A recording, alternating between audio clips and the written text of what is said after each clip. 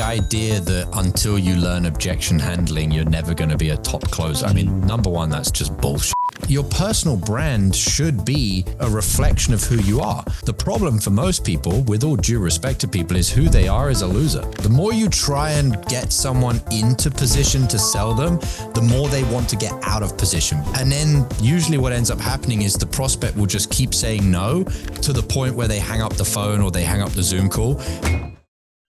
I had a very, very clear roadmap in my mind of these are the things I got taught that got me this result. This then got me to the next level. This got me to the next level. So I put it all together. Now, there was one thing that a lot of closers love, which is, I appreciate you coming on and doing this again, but I think you're one of the favorite shows we've done on the channel. The people seem to love it. I love it. And I'm very fascinated with sales in general because it's psychology. And you know what makes you stand out from other people is the fact that you're not just focusing on sales or closing, but you're focusing on internal mastery. And that's something I'm so passionate about as well. And so I wanted to start there. Why internal mastery in the first place? well, if you do enough reading, if you do enough studying, you will realize that, as the saying goes, you don't have business problems, you don't have sales problems, you don't have closing problems, you have personal problems. And they are then manifesting into your business. Whether it be your close rate is not where you want it to be, or your show rate is not where you want it to be, or you're not on the offer that you want to be on, all of those things are going to be a reflection of who you are. Yeah. For example, your close rate. Why is your close rate not where you want it to be? You don't have the skill set. Why don't you have the skill set? Yeah. Well, because you're not disciplined to study, or you're not investing in yourself, or you have a belief that the world is just going to hand everything to you on a silver platter. And if you go back far enough, the root cause for everything is going to be you. It's always going to start and end with you. Your show rate. If you don't have a great show rate, I mean, probably you don't want your prospects to turn up, which sounds crazy, but actually you probably are like, I'm kind of tired, or I can't be bothered to take my calls today. And if you're not on the right offer, probably, again, there's probably an issue that starts with who you are and your character. So it always begins and ends with you. Which means you probably discovered this at some point in your life when something happened internally and you're like, this is like, what was that moment for you? Because I don't think I've ever asked you like how you got into sales. We just jumped into sales call frameworks and everything in the last call. But what was the moment for you that made you go, you know what? I've been doing things wrong. I've been trying to learn scripts, and I realized that I could have 10 different scripts. And if I'm struggling internally, then none of that matters. I was blessed that I was taught to sell from a script from the beginning. So I can't tell the story that I was trying and failing with scripts. But what I can say is that I've trained people like Alex Hormozi's gym launch sales team, and they had the script. They had the perfect script. I'm not going to name names, but they had the best script, and they still weren't closing. And the moment I said to them, hey, we're going to do two things. We're going to ditch the script, and I'm going to actually get you to work on yourselves as men and women. Their close rate had the highest close rate in over a year. And so, although I was blessed to have a mentor that taught me these principles from day one, I've seen them prove themselves again and again and again, whether I trained Hormozi's old gym launch, 7th levels closers, sales snipers closers, people on my own sales teams. It always is the internal that is going to make or break your success. That makes a lot of sense. It's like having the perfect gear for a YouTube studio, and then you turn the camera on and it's like, what do I say? How do I communicate what's in my head? So if you don't follow a script, then, because that's what 99% of people think is the secret. If I can just get their script, then everything is going to change. What's like the structure, or like what's the thing that you do before a call that makes the call so good? Because you can prepare mentally, you can go to the gym and get energized and everything, but like there's a system to it probably, right? That you follow, because there's like triggers, there's NLPs or whatever it is. Like walk me through that. Let's say people are right now, they're either wanting to get into sales or they have something to look into sell, like a service or coaching. First, they prepare mentally, and it's like the internal stuff. But then they jump on a call and they just want to help this person. But sometimes they want to help the person so much that they are either desperate or they have no structure to it. What's your, like, you get on a call, where do you start? What do you dig at? And what do you look for to then go deeper into that in order to get the sale at the end? Yeah. So I think one of the things to realize is that conversation that's authentic is not linear. So when you see a script and it says question 1, question 2, question 3, question 4, it's like, well, that is assuming that the first question you ask leads you to the perfect response for the next one and the perfect response for the next one. I mean, you're probably a better salesperson than me if that's how your conversations are going. Real life is you ask a question, someone gives you a response and you think, okay, but I'm also curious about this over here and this over here and this up here and this down here. And then you ask all of those questions and you have a broader picture, a more clear picture, a more honest picture, a more accurate picture. And so when you sell without a script, what you have to realize is that it's an exploratory process. You need to be curious. You need to ask things. It's not a train that's just going down a train track in a straight line. Like that's not how things work. You know, for example, a doctor, which is a great frame for a sales call. You walk into the doctor's office. The doctor doesn't say, right, here's my 10 questions that I'm going to ask you. This one, this one, this one, this one, and this one.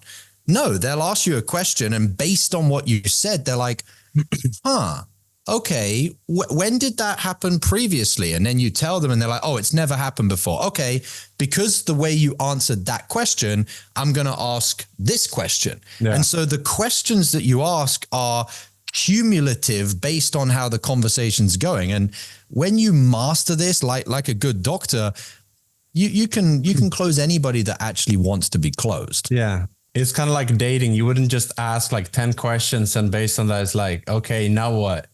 And yeah, you don't go to your date and say, right, these are the 10 topics of conversation that we're going to talk about.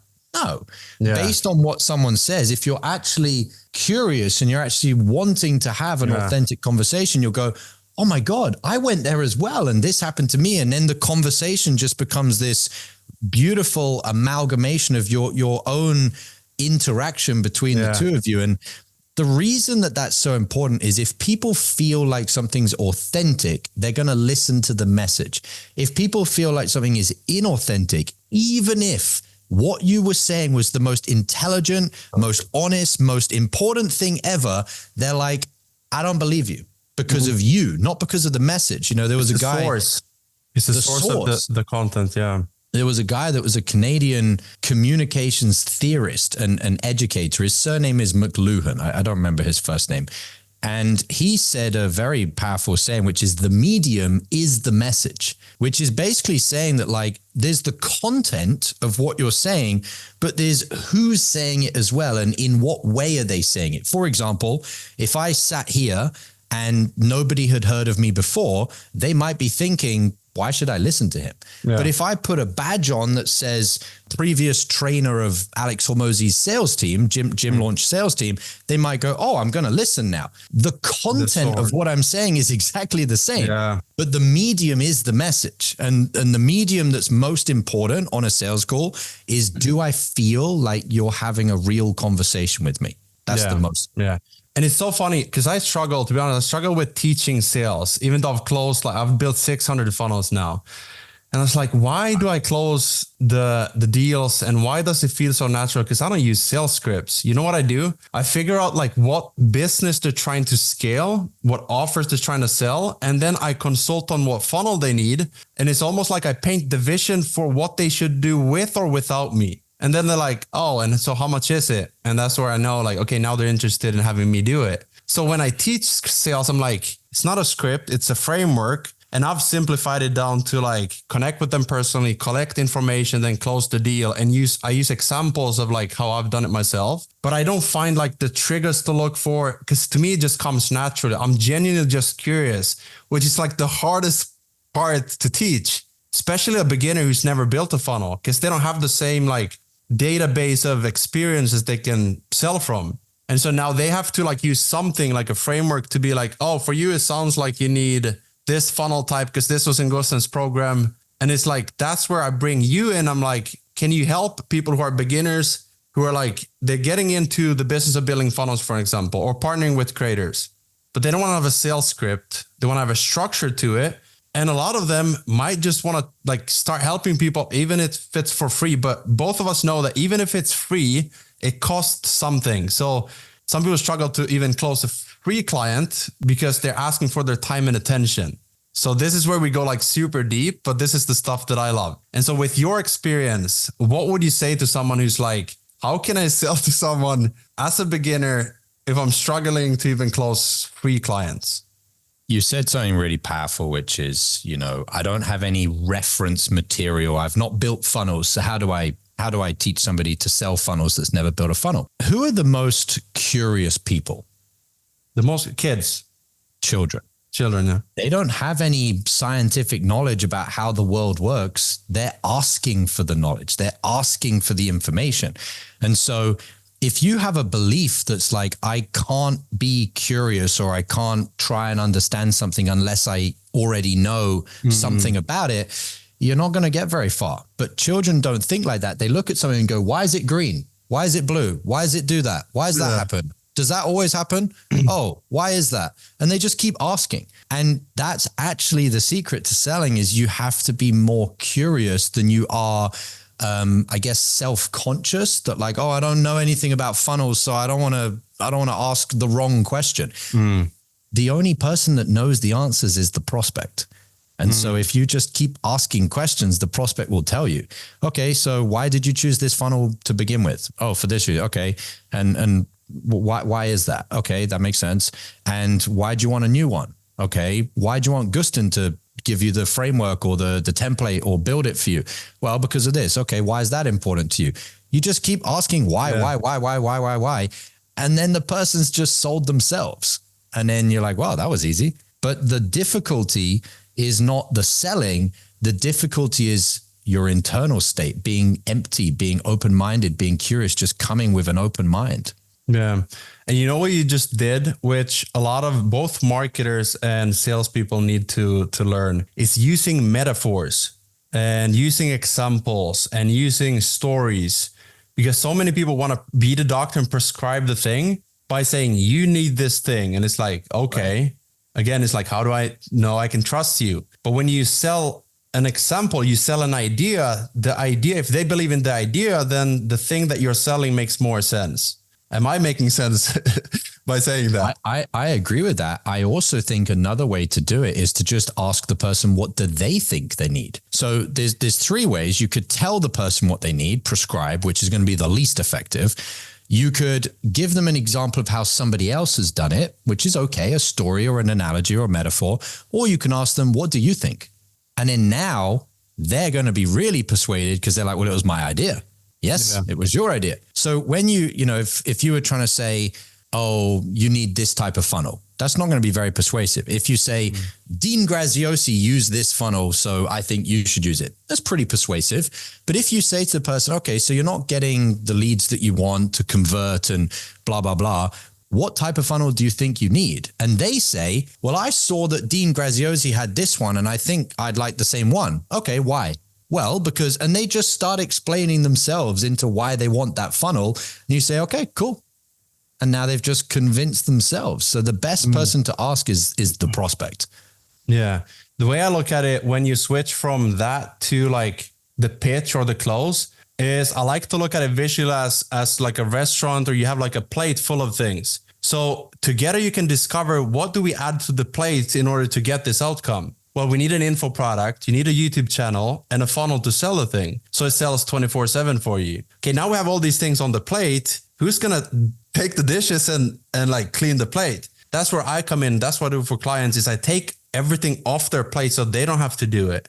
They're like, heaven. That's the dream. Yep. That's the dream offer, right? And so that's probably something beginners still can do, is like paint the picture, the visual of, here's the things that we do need. We discover it together. We add everything to the plate. And then that's where I partner with businesses like yours, where I take everything off the plate. What's your like transition towards the pitch, where you go from like, hey, now I have everything and I understand your situation. Here's what I think we should do. Or do you ask like, where do you think we should go from here? Like, what's your transition? The most important thing with the transition is to make it feel like you don't need to transition. So I'll give you an example. Once you've done your discovery, the first thing you want to do is kind of lean out. So I would always say, okay, got it. Is there anything else that we haven't talked about that you think I should know? So they feel like you're still wanting more information, more questions. You still want them to have freedom to tell you anything else. Not, okay, we've been going 20 minutes, so I think we should probably finish the discovery now. Let me tell you about what we've got going on. Then they're not going to like that. Now, you might not communicate that as obviously wrong as I demonstrated, but there's some transitions that are going to make the prospect feel the same way. You don't want them to feel like you need to transition or you need to pitch. So you say, okay, got it. Anything else? And when you say anything else, they are then thinking, oh, this person is really interested in making sure that they've got all the information. They're not trying to roll into the pitch. So that's the first thing.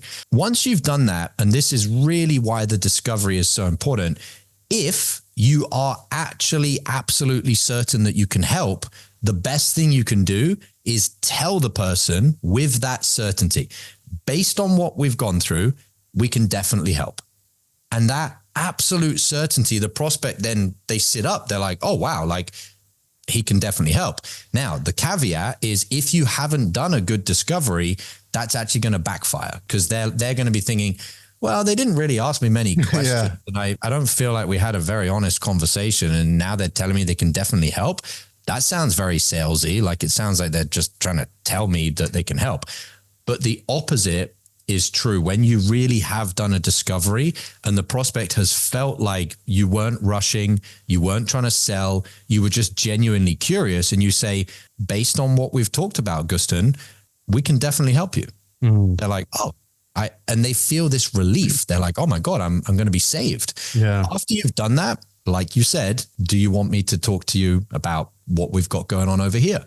Yes, please. Okay, cool. And you just ask them if they want to be pitched, and that's it. I think you just put words to what I've done subconsciously, because I don't even want to pitch them before I know that I have all the information, because I already think about the build out, the deliverables. So I need to know all the things. So I know when I jump off, like there's not going to be any additional even onboarding calls. I already know what to build, and I'll just have them maybe fill out a form and upload some stuff, but I can now go and create not just the funnel, but their business. That's how deep I go so I can understand their business. And now that's where I sort of come in as a partner, because I actually feel like I'm building their business, like their vision, not just a service, you know? And it's like, that's probably what makes it work. But I was struggling to put it into words. That's why I like having these conversations with you. I've also noticed that, or I don't know, you tell me actually, do you have a lot of objections? Because I feel like you don't. And if you do, it's probably more like man to man or man to woman, like honest conversations. It's not objection. It's more like diving deeper into the resistance that they have, like the internal, I don't really get objections, and neither do many of my students. But when you do get an objection, if you've had a really powerful discovery, which is asking the right questions without a script and showing up to the call as somebody that's been doing the work on themselves, because people can feel that. They feel like, holy shit, this person is actually, I can feel something about them. They have density, they have character, they have personality, they're really working on themselves. If you get an objection, it's like the straw man. You just go and it falls over and you're like, oh, that was easy. Like there's no, oh, we need to objection battle each other and go at it for 20 minutes, or let me get my book out of my, my black book of objection handling reframes and turn to the page for partner objections and be like, okay, and you just read off this like ridiculous objection. You just say to them, they give you an objection, you say, okay. And then they'll just keep talking. And you're like, well, you could do that. Are you telling me that you're perfectly fine with having a funnel that is bleeding you money every single day that isn't converting all of these leads? And they're like, no. Okay. So are you going to do something about it, or are you not going to do something about it? Well, I'm just a bit scared. That's fine. But are you going to let that fear control your decisions and continue to lose money? No. Okay. So what are you going to do? And you just very politely, it's like massaging them. You just massage them through the final hurdle. Yeah. But there's no like, okay, they've said a partner objection. Okay, well, what happens if you go to your partner and they don't want you to do something about it? And you just sound like a salesperson. It sounds ridiculous. Yeah, I think a salesperson sounds like it's you versus me. and we're going to fight together. We're going to see who wins the war. And whoever wins gets the payment, and we walk away, I win and you lose something. Versus someone who helps them overcome like the internal battles. I feel like it's more like hand holding side by side. So I feel like with you walk people through like their thought process and you try to figure out like what's actually holding you back. And is there in those moments, correct me if I'm wrong though, but is there in those moments situation, I'm sure there are, where you go, actually for you, I don't feel comfortable enrolling you, or I don't think this is best for you because you probably need to work on your marriage before you bring this up, or other things. Maybe it's your mental, it's your whatever it is, where you go, I actually don't either want to be around this energy or think it's a good fit for you. Like, what do you do in those situations? You do the right thing, which is exactly what you're saying. And here's why most salespeople who have trained to handle objections end up losing deals, because prospects can feel when your intention is to beat them or to win, as opposed to do what's best for the prospect. Mm-hmm. And if you've spent a lot of time training objection handling, you get into this, like, I want to beat my chest. Like I'm better than you. Like I objection handled you and then got you into a corner where you can't get out. And then usually what ends up happening is the prospect will just keep saying no to the point where they hang up the phone or they hang up the Zoom call, because they can't say no intellectually because you have a rebuttal for everything. But like a debate. Yeah, but they don't feel any better. They're like, I don't want to do it or whatever. So your question was, if you're in a situation where it's just not best for the prospect, you say, hey, I'd love to bring you in here and build a funnel for you and see your business grow. But there is going to be a point where, as we're building the funnel and as the business is growing, you're going to need the support of your partner. And based on what you're saying right now, it doesn't sound like you two, your partner and you, are 100% aligned. So I don't want to bring you in to build your funnel with our team until, if it happens, you get to a point where you're both on the same page. I can't do that for you, Gusten. You need to, see if that's something that you can arrange at home. And if you do, that's awesome. Just let me know and we can, get you enrolled. But right now, I'm not going to have a discussion about next steps because, we're not just building you a funnel that builds you more income. We're building you a funnel so that you can have the life that you want. And part of that is going to be having the support of your partner. And so you just saying this probably exposes excuses if there's been any. Like if they said, I don't know if my wife would allow that, which that in itself, wife would allow. To me is weird, but if 100%. I think that would expose like the truth and the real reason why they're not signing up or they're not agreeing to move forward. Like it can have like an opposite effect. You saying that, I don't know if this is a good fit. I don't know if I feel comfortable enrolling you, can get them to lean forward and be like, actually, you know what? Let's do it. I've been trying to do this for years. And maybe it's just me coming up with excuses, going back and forth in my mind and trying to battling out the inner demons. Have you seen that happen on calls as well? Where you're like... All the time. All the time. The more you try and get someone into position to sell them, the more they want to get out of position. Because, and I train this to guys inside my mastermind, which is you can't rob people of the opportunity to come to their own decision, because part of people having fulfillment in life is getting the result they want. But the other part of having fulfillment in life is feeling like they were the ones that got themselves to the result. If you take that experience away and you just handed them the leads or the money or the business they want, but they're like, well, I kind of feel like I didn't independently make it happen, they're not actually going to feel very fulfilled. And people have an inner defense mechanism that they know that they want to push themselves. They want to feel like I did it. I got over the hurdle. I got over the objection. If you do it for them, they're like, well, now I kind of don't feel empowered. I don't feel like it was me that accomplished it, Yeah. I see this like the hero's journey. Like there's the outer, the external goals that we have, but also the internal of like, I want to feel as the man in the marriage and all these things. And what's fascinating with you, I feel like your sales process starts with your content and the way that you put yourself out there. How important is it being yourself and putting yourself out there so that they see the congruency from non-aware to seeing you for the first time online and then having a conversation with you and then enrolling in the offer that you have. Is this something for example, coaches versus service providers? Do you see a difference in importance when it comes to like the pre-selling, the pre-funnel, the pre-framing, whatever you call it? Yeah, I mean, people are going to be much more likely to buy if they have seen consistency in who you are. That's one of the laws of influence by Robert Cialdini is consistency. If people see you and they think, there's a bit of inconsistency or incongruence between the message and then what he says he does on the inside of the program, people are gonna have doubts, and doubt creates indecision or it creates delay, which are both as bad as each other. So this is what you call framing, right? Like, I was having a coaching call before this and I was talking about personal branding, how perception is reality, and how framing, like when you think about content pillars, for example, there's like a frame that you hold, and then everything that you either post or choose not to post fits within a frame, right? And you look at a person as like that type of person. You're the guy who is coaching, or did at least coach, Alex Hormozi's team and a lot of other big corporations.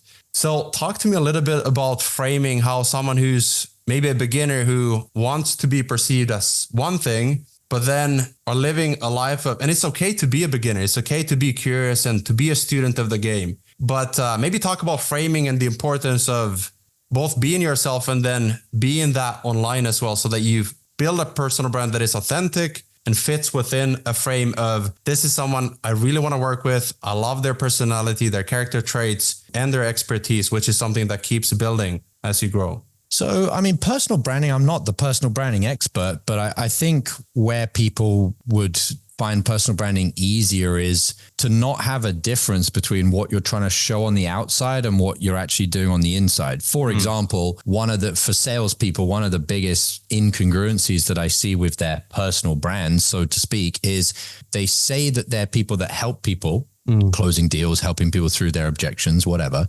But in their own personal life, they haven't evolved. They haven't changed. They're still living in their mum's basement. They're still living in the little town that they've lived in their entire life. They're still not in good shape.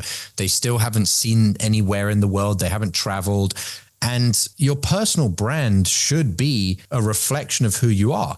The problem for most people, with all due respect to people, is who they are is a loser. Like they're not anybody that should have a personal brand. And the worst thing they can do is be a loser and try and create a personal brand of being somebody worth listening to.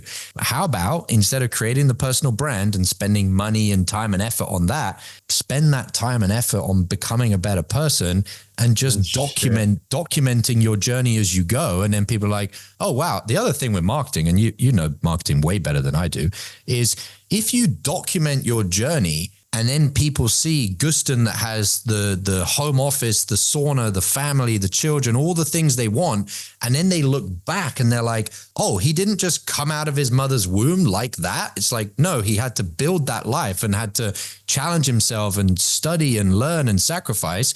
If you've documented it as you go, people are going to be more inspired because they can see themselves and they can see where they are along the journey. But when you're just a loser and you just create this personal brand, people are like, yeah, that's nice. I'd like that. But he must have just been given money from his parents or something. Yeah. This is probably why you're teaching internal mastery first, right? Because 100%. So many people teach like the tactic. And like I was saying with sales, I've been struggling to teach sales because it sounds so basic. It's like, actually, well, first you can raise your standards and become obsessed about something. But then it's truly just about like finding out what they need and like mastering the skills in order to not just close the deal, but be able to deliver on it. And you'd be amazed at how quickly your personal brand can grow by just working with people and sharing that. But people want, typically what I've found is they want like a simpler version, which is like, help me install a system to the personal brand so that I can create the perception. When it's the other way around, it's like internal mastery leads to actions and routines and habits that then create perception. And now perception is actually reality, and reality is true. And it's like, that's how deep it goes. Yeah, it's like people that want to have the harvest. Well, you can go down and pick the harvest out of the fields, but then you're going to have no food left. How about you go down to the fields and you sow the seeds, and then you get the harvest, and then you repeat that cycle and you constantly have what you need. People just want the end result, but they don't realize that you need to like nourish and sow the seeds to get the thing that you want. And it's an interesting thing with marketing, because one of the most powerful marketing tactics is get it now. Like tomorrow, become a high ticket closer billionaire. It's like, well, you're probably not going to become a high ticket closer billionaire tomorrow. Like you might need to spend a few years doing it. So you have to market that people can get quick results, but you also have to be honest to people that it's a big transformation. And so one of the ways that I've tried to balance that is I tell people, if you want to be good, you can go and join another program, or you can go and do some, scripts or word tracks or whatever, and that will be fine. You can do that very quickly. Or if you want to be a master, you have to commit to a longer journey. The second thing I did is I took everything that I learned as I went from $0 to $100,000 a month in commission, which I did in 18 months. I took everything, and I had a mentor. So I learned a lot of things in 18 months, and I condensed them down until I just had the holy grail things, like the things that were like the book, the 80-20, but I went to like the 99-1. Like if I could just pick 20 things, what are the 20 things that I need to teach people? And instead of learning 200 things very shallow, how about you learn 20 things and you go really deep and you master those things? And that's what I did for the program that I have, or the mastermind, which is why people have made some pretty wild jumps. Like we had people that are making 10K in a weekend in commission in 2 days. You call it being a unicorn closer. What's a unicorn to you? So a unicorn is something that is very, very rare, and that some people don't believe it exists, which is actually the advantage for you. If you have different beliefs and you're like, you know what? For example, for me, at the time when I was closing, I'd never heard of high ticket closing. I just found a mentor and he taught me sales, but I didn't know there was a whole industry about it. And I just had the belief that I can keep growing and growing and growing my income. So I hit $100,000 a month, and that's what I made in commission. For most people, they hear that number and they're like, that's not possible. Well, if you don't believe it's possible, it's definitely not going to be possible for you. And so a unicorn is like, it's something that's so rare and very hard to come by, but also that most people don't even believe it exists. Yeah. How did you normalize it once you got to 100K per month? Because for some people, it's like they hit it once and they're like, yeah, this is too much for me. But then for others, it's like they set a standard of like, even when they're at 10,000 a month. I know for me, I was like, if they can do it, maybe they're smarter than me, but they're not going to work harder than me. So I should be able to do it. And so when I reach a milestone, I'm like, this has been normal for like a year already. And so then it becomes normal. And it's like, if other people who were once at the bottom, if they're able to do it, why not me? But a lot of people are like, they hit it once and then they don't normalize it. What about you? I feel like you also normalize things very like quickly, and then it becomes a regular thing. Like, why would I not be at 100K per month or more? So the best way to think about this is like a car that burns like cheap fuel, or a human being that gets results because they were taking cocaine. You're going to go pretty quickly if you take cocaine, but it's not healthy fuel. So the reason that people hit a number and then go down is because they haven't done the inner work. They're not burning healthy fuel. They're not burning authentic fuel. They're not actually doing the deep transformation inside. So for example, they go from 10K a month to 20K a month. And the reason that they went from 10 to 20 is they were just working, like doing a lot of hard work.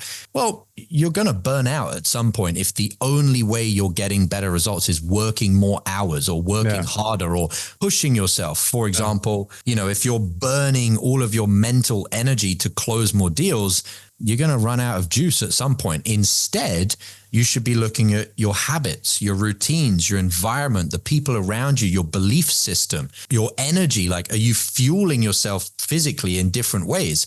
when you do all of the internal work, the journey up is one direction. You don't go up and then come down and then go up and then go down and have this roller coaster. You're doing the work as you go, the internal work. And so I didn't have a point where I like hit my biggest month and then, came all the way down.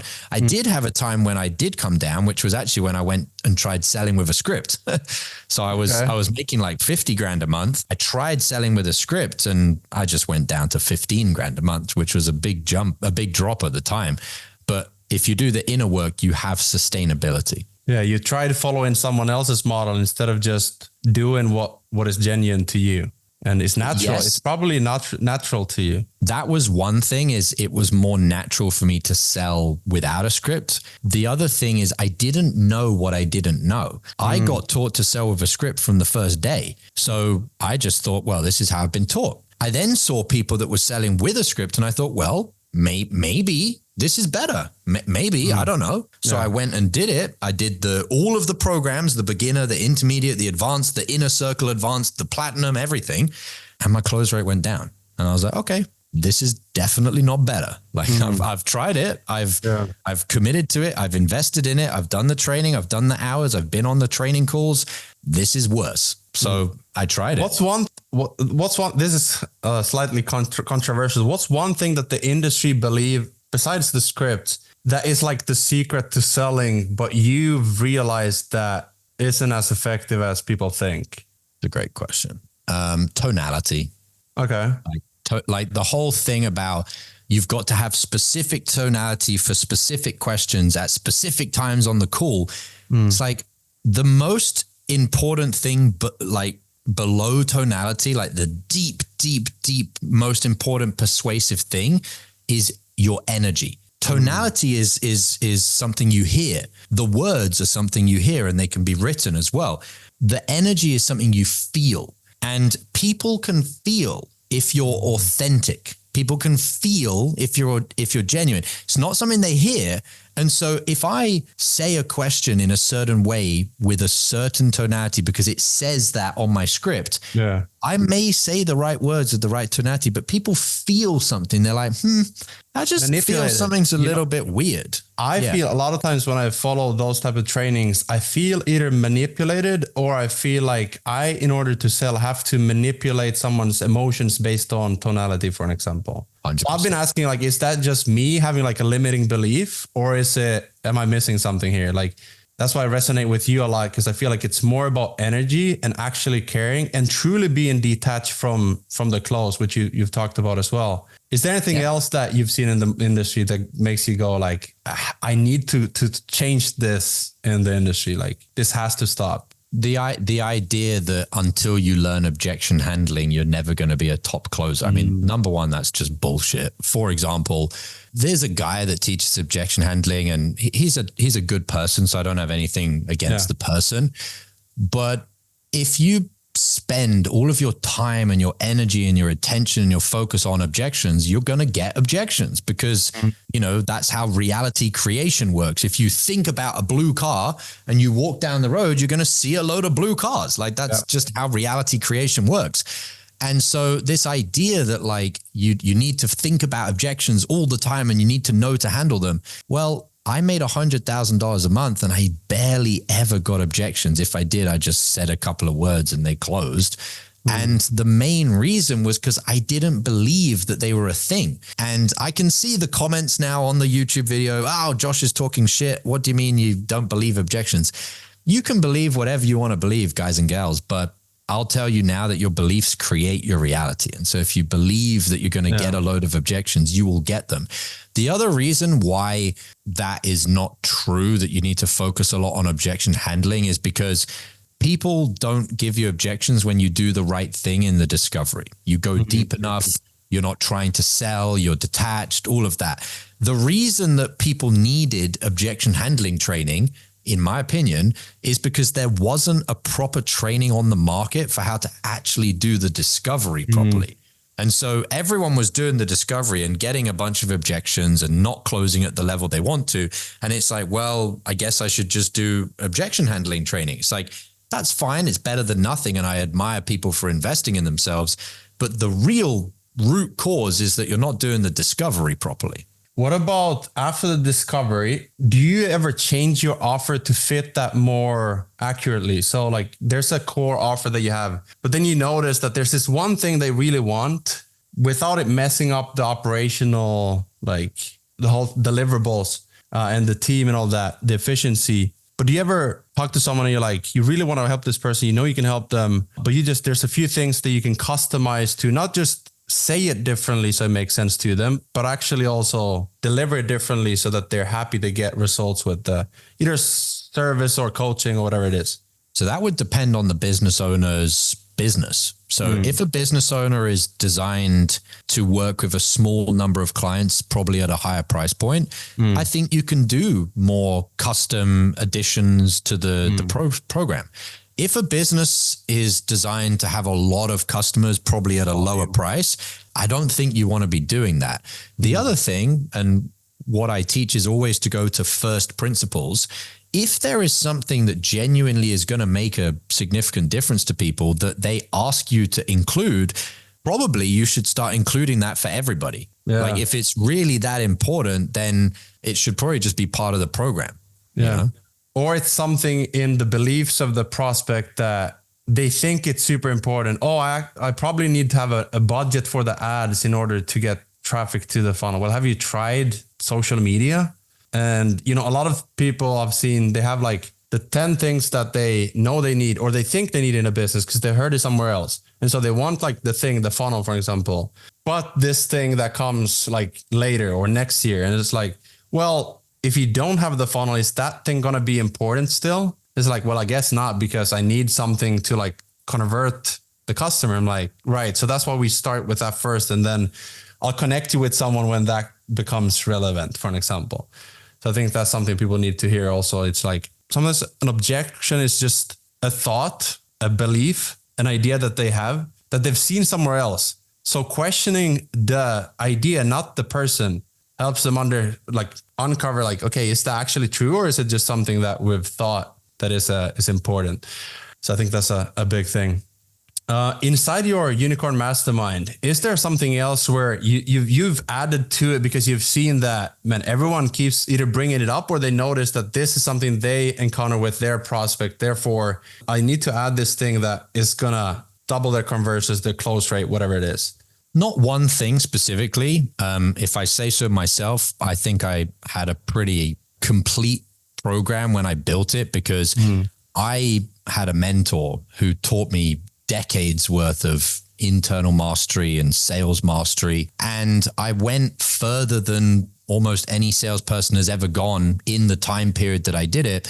And so I had a very, very clear roadmap in my mind of these are the things I got taught that got me this result. This then got me to the next level. This got me to the next level. So I put it all together. Now, there was one thing that a lot of closers love, which is if you want to get better at sales, one of the things that you're going to need to do is do a lot of reviewing your calls. But a lot of closers are like, what am I listening for? Like, what am I supposed to find on the calls, or what am I not supposed to find? So inside my mastermind, we have what's called a Unicorn Closer Call Review Manifesto, which is a document that they can print off, and it takes you line by line through the call. So introduction, framing, discovery, pitch, objections, all of it. And it gives you the things that you need to tick off on the call, not just the words or the tonality, but your energy, your state, your cadence, the intentions that you have in different parts of a call. So we said the transition. In the transition, your intention is very leaned out. Okay, cool. Do you have anything else that you need to tell me about? No? Okay, very cool. If you want, I can take you through what we've got going on over here. And I wrote down in the manifesto the different vibes, if you want to call it that, for different sections. And when closers use that, the progress that they make with understanding the deep things that you're supposed to do on a call is extremely quick, because they have a literally like a paint by numbers system of, okay, I open up the call, I need to have this energy. And they watch themselves on the video and they're like, oh no, I had the wrong energy. And they'll put a cross or a 0 or however they want to score themselves. And it tells them what to do instead. So it will then say, okay, this is how your energy should be. here's a link to the training video inside the mastermind on how to fix that. And so they can literally work themselves through a process to get to a point where they master the whole call. They can score themselves from like 1 to 10 and look at patterns and see like, when I started, it was at this level, and now I've worked on these things and I've seen improvements here. I should probably implement that with like funnel audits and look at, and it's probably easier for me to do it because it's visual and it's like, it's either words or graphics or technical. Like, did you do this? And I have checklists and stuff, but I love that you have more energetically also like, what about your, intentions on the call? And then, seeing the results, if did they close, and like pairing those two together.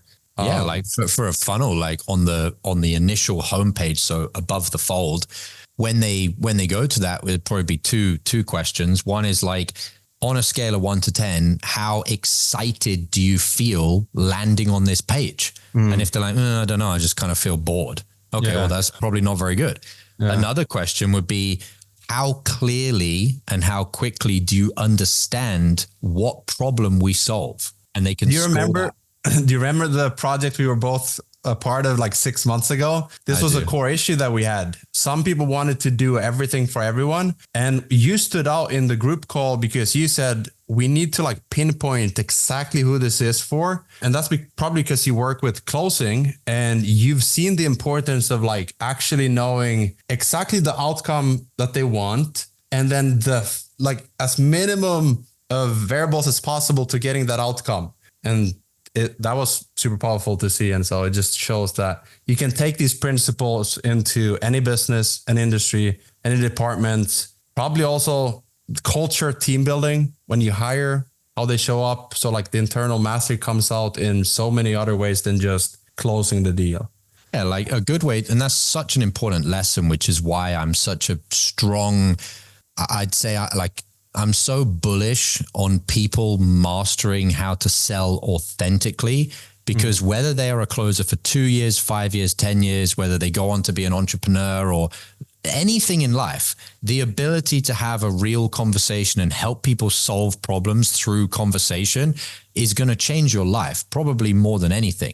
So how I would explain it to people that are selling with a script or without a script would be like this, using a funnel example. So you know how with funnels, you can download a Google Chrome extension that clones a funnel, and you press a button, you go to ClickFunnels, you press paste, and it just clones the whole funnel. That is like selling with a script. It's like, oh, I can just copy and paste a funnel. Yeah, but you don't understand anything about psychology, marketing, design, technology. You don't understand anything. Well, yeah, but I just copy and paste the funnel. Okay, see how far you go in life when that's the only skill that you know, compared to somebody that looks at a blank page, like I've seen your old funnels to your new funnels and the difference, and they look at a blank page and they understand psychology. They understand copywriting. They understand marketing. They understand design. They understand hierarchy of how things should be positioned. They understand the tech stack. They understand sales. They understand upsells. They understand business. Even if one day you decide, you know what, I don't want to be a funnel designer anymore. Everything that you've learned because you understood the principles and you went deep on genuinely understanding, you can do anything you want. But the person that's like, oh, I'm just going to do a shortcut, I'm just going to use the funnel cloner. Yeah. Well, you're not going to go very far in life. Bro, I've always said that if you learn funnel building, not just design, but truly full stack funnel building, you can launch any offer yourself. You can partner with businesses and be like a creator partner. That's like the evolution right now for me and the programs that I'm building is like from funnel builder, from funnel designer, because it's visual, easy to sell, to full stack funnel builder. It's more like the copywriting and offer and strategy, to funnel agency, to operationalize and scale, and then partner. And this would also work in your business where you go in. If someone wants to learn sales, if this sounds interesting, they can reach out to you and they can learn more about closing. And then I think it's sort of the same where you can sell for people, whether it's through chat, through calls, they can then grow and expand into different roles within a company and be a manager, right? And then eventually either sell their own stuff or partner with businesses and build out like sales teams, which I would assume is even more high ticket stuff. Now you have your own offers. Maybe talk to me about that, and people listening, like what's the vision for what's possible once you master these skills? Because I see like the start to finish like evolution of what you can go through, right? We already have a manager's license. So it has additional training, additional support. You can ask questions about managing teams, which I've done. And inside the mastermind, depending on which way you come in, whether you're a closer, manager, business owner, we have those different pathways: closer, manager, business owner, because the core skills are going to be needed to be mastered by everybody: the closer, the manager, the business owner, the sales manager. But on top of that, if you master those fundamental skills and then you stack on additional skills, how to manage a team of closers, how to write the pitch the right way, for example, how to be a business owner that's congruent and is a good leader to other people, you can go way beyond a closer. Bro, I'm getting ideas as I'm sitting here. Like, we should probably do something where people can evolve from being creator partners or funnel builders to managing sales teams. Maybe you do appointment setters and install those in teams for businesses. Is there a reason why you don't have like a school group at 97? I think your mastermind is pretty high ticket, but is there a reason why is it to keep things simple? Like, what's the strategy behind that? Number one is simplicity. Number two is that the level of stuff we teach is not going to be for everybody. Like what somebody needs to learn who's looking for an offer, like they're still working a 9-to-5 job and they're trying to get into high ticket sales.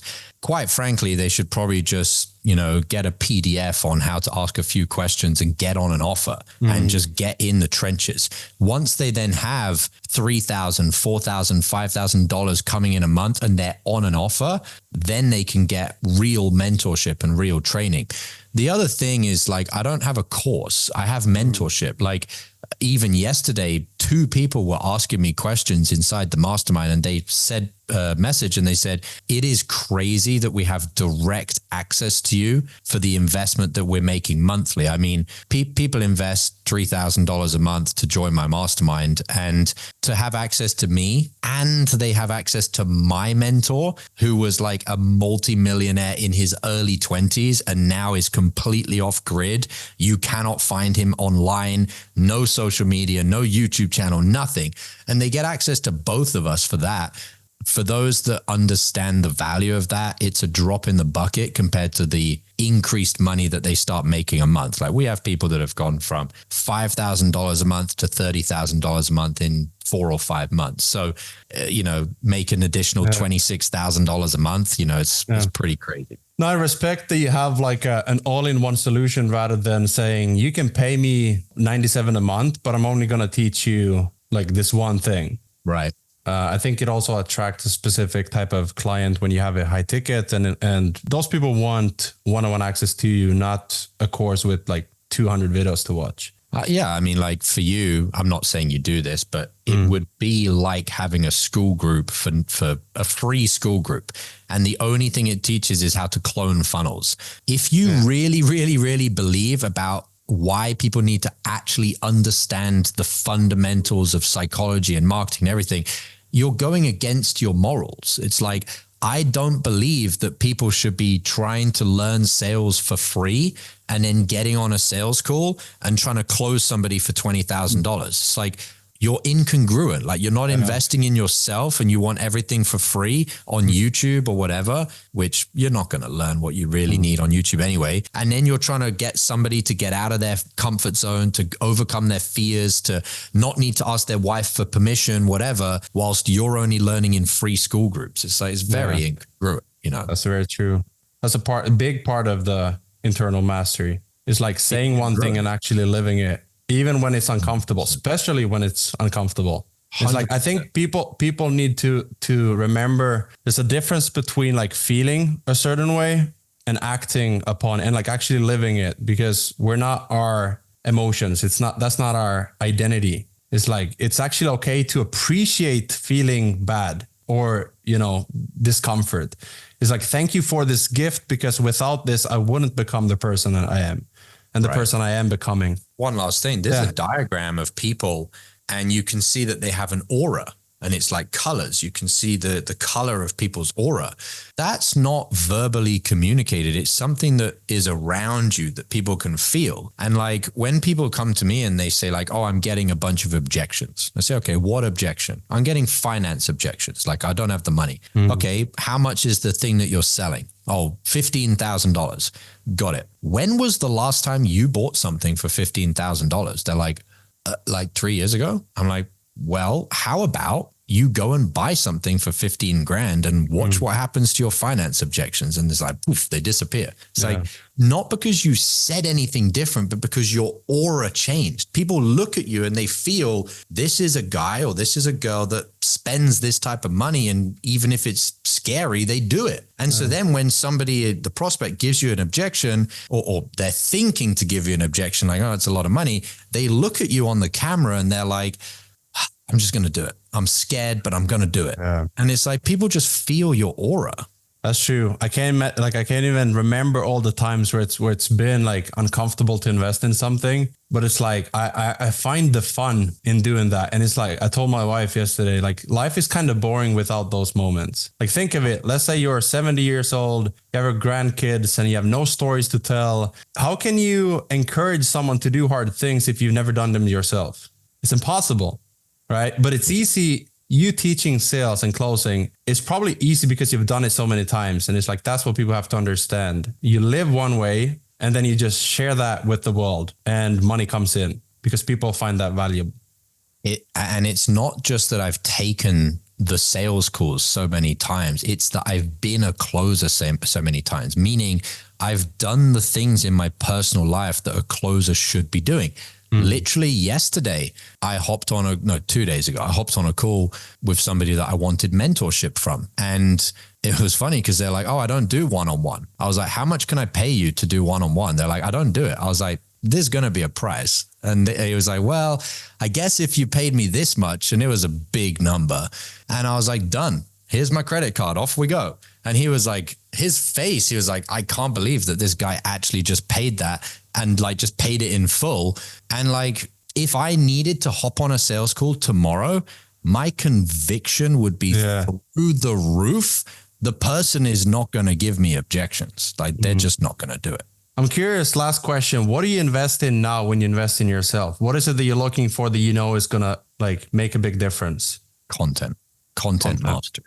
So it's like, depending on where you're at in your journey, you invest in the thing that is most important right now. It's not like, oh, I'm going to need this later. And so is that kind of how you think? You're like, hey, right now you have your deliverables and your offer down. So we just need more eyeballs on it. Yes. And like you were saying about the hero's journey, you've got the external and you've got the internal. So the external is more eyeballs. Like if I invest all my money that I have in the business into more eyeballs, that's going to be the highest ROI compared to if I invest in something else or split the money across different things. But the second side is, where do I need to develop the most? What part of it's like a video game. It's like the character. It's like, oh, he needs more defense or more offense or more this or more that. It's like you look at yourself like a character and think, you know, the thing that I need to get better at is viral content or speaking on camera or whatever.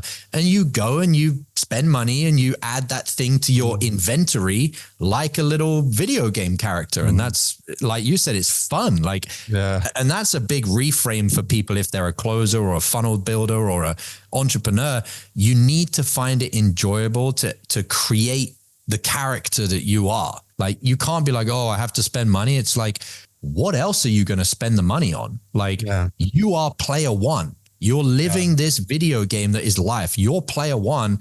Take all of your resource and build yourself. Like, invest in the character that you are. You're the engine that like fuels everything else. And it's like, without you, there's so many people suffering because you don't have, and you're not the person that you could be. And actually, like, I see your stuff, your content about that, and keep posting. Like, those are good reminders of like, man, there's levels still. Like, don't get comfortable.